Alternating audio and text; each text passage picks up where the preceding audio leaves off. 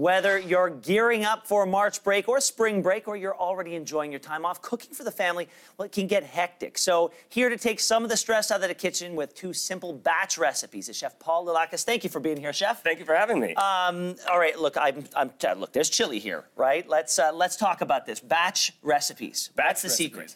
The secret is to make a lot of it. So you have it in the fridge, you can freeze some, and then you can use it in clever ways with leftovers.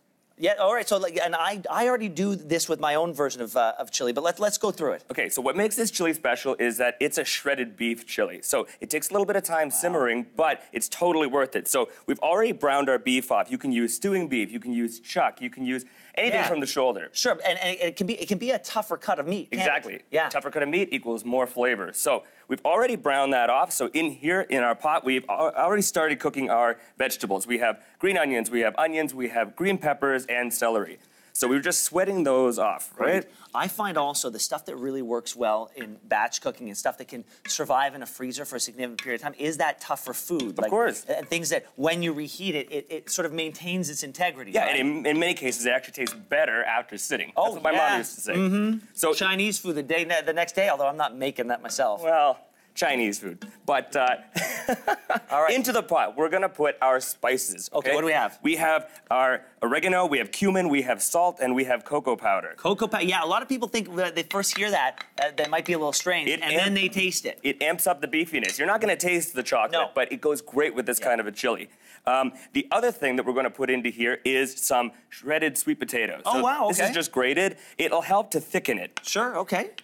Excellent. I never would have thought of that. It disappears. You won't even see it, but it helps to thicken it, and it bumps up the nutrients, of course, right? Yeah. Okay, so also what we're going to put in is a good splash of apple cider vinegar. This will add acidity. It will help with flavor. So a good, like, half of a cup. And look, you mentioned nutrients. If you're going to be serving your family, especially over a break like this, especially kids, if you can serve them as many, if you can load up on vegetables. Why not? And they don't know it. Of course. 100%. So also a little bit of Dijon mustard. Yep. Maybe about a tablespoon.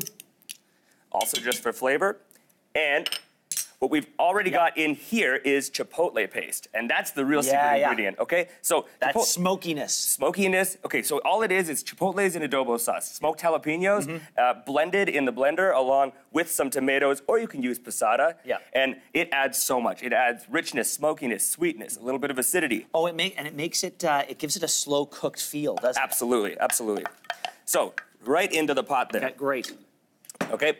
And now give it a good mix. And that's really all there is. So that's really the base of this thing. That's it. And then our beef goes right in. Okay.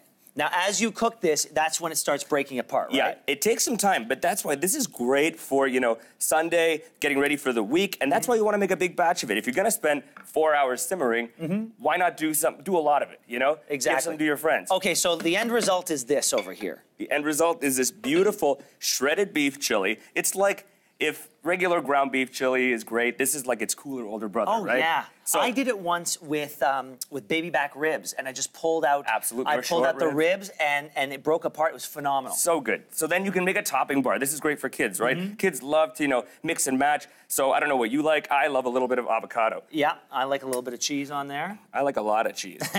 Or a lot of avocado, clearly. All right. So this is how you would serve it one time. But what do we have over here? Over here, this is a clever way to use leftovers, okay? So you can use this chili in a number of different ways. You can use it for tacos. You can use it for burritos. You can use it for nachos. Or in this case, that's right. We're going to make a sort of a healthy take on chili cheese fries. Okay. So what I like to do is just take plain old sweet potato, cut it into half-inch rounds, and then no need for a bowl, just on the platter, a little bit of salt and pepper and oil, toss, toss, toss, in one single layer into the oven. Fantastic. And then when it comes out, you take this. You take your chili, and you're just going to basically take it.